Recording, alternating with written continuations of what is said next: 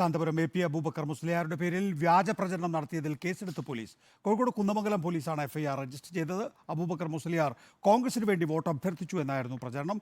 മർക്കസിന്റെ letter head വ്യാജമായി നിർമ്മിച്ചാണ് പ്രചരണം നടത്തിയത്.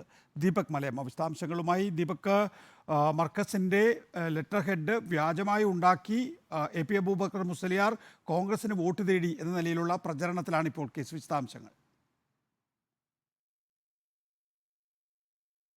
നികേഷ്, കഴിഞ്ഞ ദിവസമാണ് ഇത്തരത്തിലൊരു സംഭവം ഉണ്ടാകുന്നത്.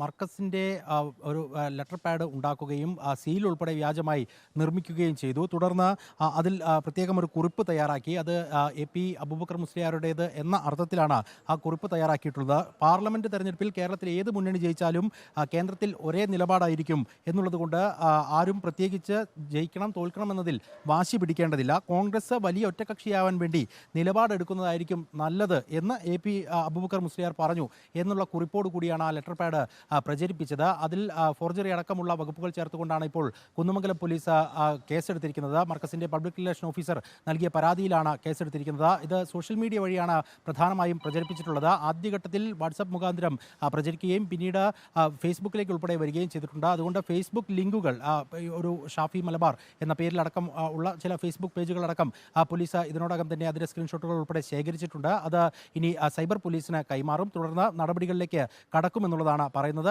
ഇത്തരത്തിൽ തെരഞ്ഞെടുപ്പ് അടുത്തിരിക്കുന്ന ഒരു ഘട്ടത്തിൽ ഇങ്ങനെ തെറ്റായ പ്രചരണങ്ങൾ നടത്തുക വഴി അബൂബക്കർ മുസ്ലിയാർക്ക് ഉൾപ്പെടെ ബുദ്ധിമുട്ടുണ്ടാക്കി എന്നുള്ളത് കൂടി ചൂണ്ടിക്കാണിച്ചുകൊണ്ടാണ് ഈ മർക്കസിന്റെ പബ്ലിക് റിലേഷൻ ഓഫീസർ ഇത്തരത്തിൽ ഒരു പരാതി നൽകുകയും ചെയ്തിട്ടുള്ളത്. ദീപക് മലയമ്മയാണ് വിശദാംശങ്ങൾ നൽകിയത്.